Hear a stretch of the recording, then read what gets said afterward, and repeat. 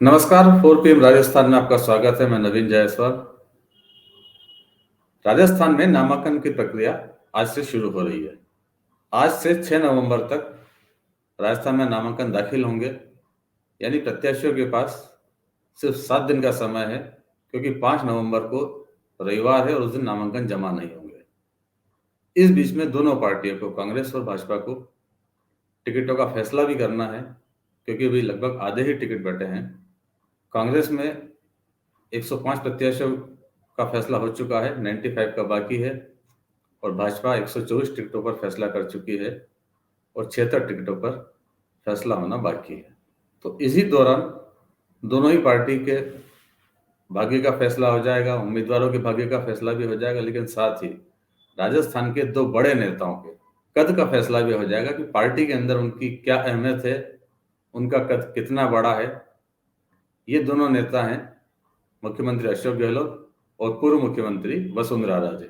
राजस्थान की राजनीति लगभग 3 दशकों से इन्हीं दोनों नेताओं के इर्द गिर्द घूमती रही है। ये दोनों नेता ही तय करते हैं अपनी अपनी पार्टी में कि किसे चुनाव लड़ना है, किसे चुनाव नहीं लड़ना है।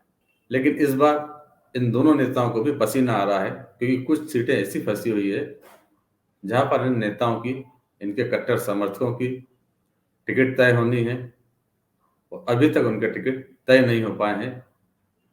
तो अब आने वाली लिस्टों के अंदर ये साफ हो जाएगा कि वो अपने खास समर्थकों को टिकट दिला पाते हैं या नहीं दिला पाते हैं, क्योंकि उनको टिकट दिलाना दोनों ही नेताओं के लिए बड़ी चुनौती है।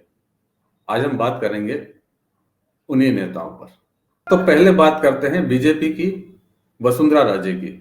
बीजेपी आलाकमान ने जिस तरह से वसुंधरा राजे के समर्थकों के टिकट काटे और फिर दूसरी लिस्ट के अंदर वसुंधरा राजे समर्थकों को नवाजा, उसके बाद ये लगने लगा है कि वसुंधरा राजे पूरी तरह से पार्टी में साइडलाइन नहीं हुई है, पार्टी में उनकी अभी भी अहमियत है। लेकिन आगे की लिस्टों में क्या होगा, क्योंकि अभी भी वसुंधरा राजे के कुछ कट्टर समर्थक हैं जिनके टिकट दांव पर है, उन पर अभी तक कोई फैसला नहीं हुआ है। हालांकि उनकी सीट पर भी फैसला नहीं हुआ है, लेकिन यह नेता अभी कतार में है और वसुंधरा राजे के लिए बड़ी चुनौती है इन नेताओं को टिकट दिलाना। इसमें सबसे बड़ा नाम है अशोक परनामी का। बीजेपी के पूर्व प्रदेश अध्यक्ष रह चुके हैं, आदर्श नगर सीट से इस बार भी टिकट की दावेदारी कर रहे हैं। पिछला चुनाव वो कांग्रेस के रफीक खान से हार गए थे, लेकिन उससे पहले 2008 और 2013 के चुनाव में परनामी यहां से जीत चुके हैं। इस बार फिर दावेदारी कर रहे हैं, लेकिन अभी तक उन्हें टिकट का इंतजार है। शायद आगे की लिस्ट में उनका नाम आ जाए। वसुंधरा राजे उनके लिए पूरी कोशिश कर रही हैं और यदि परनामी का टिकट कटता है तो ये उनके लिए बड़ा सेटबैक होगा। दूसरा बड़ा नाम है देवी सिंह भाटी का। कोलायत से देवी सिंह भाटी इस बार भी टिकट की उम्मीद में है। अर्जुन राम मेघवाल से उनकी अदावत रही, उसके कारण वो पार्टी से बाहर हो गए थे, लेकिन अब पार्टी ने उनका निलंबन कुछ समय पहले वापस कर दिया है, पार्टी में फिर शामिल कर लिया। वसुंधरा राजे उन्हें पार्टी में लेकर आई हैं। वसुंधरा राजे के कट्टर समर्थक हैं, उनके लिए लगातार काम कर रहे हैं। बीकानेर में, पश्चिमी राजस्थान में वसुंधरा राजे के लिए लॉबिंग कर रहे हैं। वसुंधरा राजे के लिए बड़ी चुनौती है इन्हें भी टिकट दिलाना। देखते हैं टिकट मिल पाएगा या नहीं। उसके बाद अगला नाम है यूनुस खान का। वसुंधरा राजे के एक बड़े समर्थक, उनके सबसे विश्वस्त लोगों में से एक यूनुस खान इस बार फिर डिडवाना से टिकट की उम्मीद कर रहे हैं। डिडवाना में पार्टी के पास कोई दूसरा बड़ा चेहरा नहीं है जिस पर वो दांव लगा सके। एक दलित संत पर बीजेपी ने उम्मीद लगाई थी, लेकिन वो खुद चुनाव लड़ने से पीछे हट गए। यूनुस खान को पिछली बार पार्टी ने सचिन पायलट के खिलाफ टोंक से भेजा, चुनाव लड़ाया था, लेकिन यूनुस खान वहां से हार गए थे। वो पिछली बार पार्टी के एकमात्र मुस्लिम उम्मीदवार थे और यदि इस बार भी टिकट मिलता है तो शायद इकलौते मुस्लिम उम्मीदवार होंगे। लेकिन क्या होता है ये देखने की बात है, वसुंधरा राजे उन्हें टिकट दिला पाती हैं या नहीं दिला पाती है। भरतपुर से विधायक रहे विजय बंसल वसुंधरा राजे के कट्टर समर्थक हैं। वसुंधरा राजे उन्हें फिर से चुनाव में देखना चाहती हैं।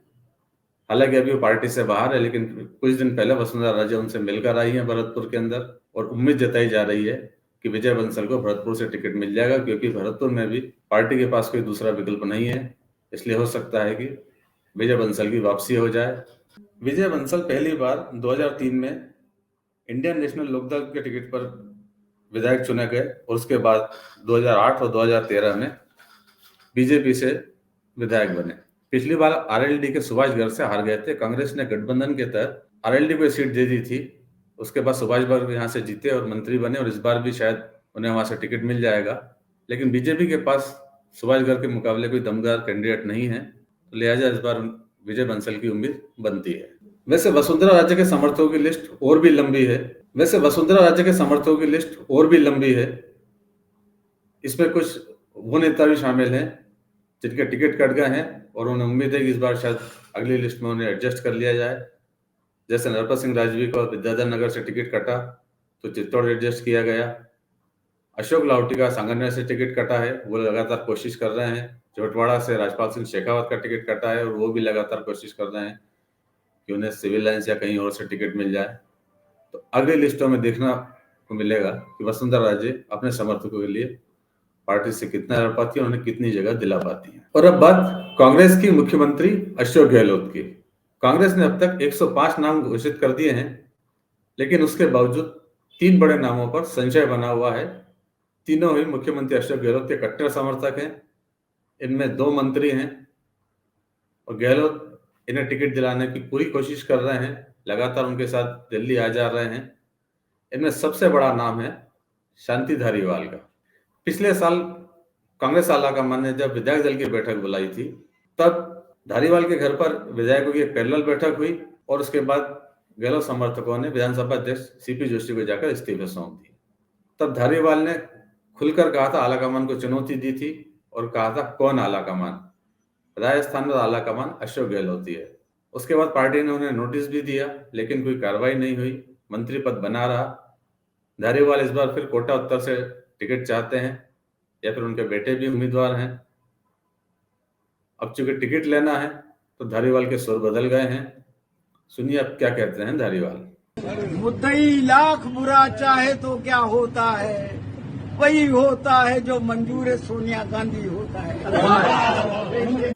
दूसरे बड़े किरदार हैं महेश जोशी। पिछले साल 25 सितंबर को जब एमएलए की समानांतर बैठक हुई थी, उस समय महेश जोशी मुख्य सचेतक थे। पार्टी ने अभी तक जो 105 नाम घोषित कर दिए हैं, उसके बावजूद जिन 7 मंत्रियों के टिकट अभी तक फाइनल नहीं हुए हैं, उसके अंदर हेमाराम चौधरी तो चुनाव लड़ने से मना कर चुके हैं, लेकिन धारीवाल के साथ महेश जोशी को भी अभी तक टिकट का इंतजार है। आलाकमान के खिलाफ बगावत के बाद उन्हें पार्टी का नोटिस मिला था, मुख्य सचेतक का पद छोड़ना पड़ा, लेकिन मंत्री पद बच गया। इस बार वो फिर चुनाव लड़ना चाहते हैं, लेकिन पार्टी ने अभी तक उन्हें टिकट नहीं दिया है। एक और बड़ा नाम है गहलोत के सबसे बड़े समर्थक धर्मेंद्र राठौड़। गहलोत के बड़े संकट मोचक रहे हैं वो। सरकार जब संकट में थी तो सबसे ज्यादा एक्टिव थे। राजस्थान पर्यटन विकास निगम के अध्यक्ष हैं और अजमेर उत्तर से टिकट की दावेदारी कर रहे हैं। तो ये तीनों नेता हैं कांग्रेस के अंदर जो आलाकमान के खिलाफ बगावत कर चुके हैं, लेकिन पार्टी में बने हुए हैं, गहलोत के समर्थक हैं अभी भी और टिकट चाहते हैं। यदि मुख्यमंत्री अशोक गहलोत इन तीनों को टिकट दिला लाते हैं तो ये उनकी बड़ी जादूगरी होगी। हालांकि गहलोत इनको साथ में दिल्ली ले जा रहे हैं, मिल रहे हैं। स्क्रीनिंग कमेटी की बैठक हुई एक दिन पहले, तब धर्मेंद्र राठौड़ दिल्ली सीएम गहलोत के साथ गए थे और उन्हें अभी भी उम्मीद है कि पार्टी का टिकट उन्हें मिल जाएगा। तो ये तीनों नेता हैं जिनके सामने बड़ी चुनौती है और उतनी ही बड़ी चुनौती वसुंधरा राजे और मुख्यमंत्री अशोक गहलोत के सामने भी है कि अपने समर्थकों को टिकट दिलाकर अपना कद बढ़ा सकें। इस वीडियो में इतना ही। अब टिकट फाइनल हो रहे हैं, जब भी आएंगे टिकट तो आपको बताएंगे नेताओं का क्या हुआ। आप देखते रहें 4 PM राजस्थान। चैनल को ज़्यादा से ज़्यादा सब्सक्राइब करें, इस वीडियो के लिंक को ज़्यादा से ज़्यादा शेयर करें। नमस्कार।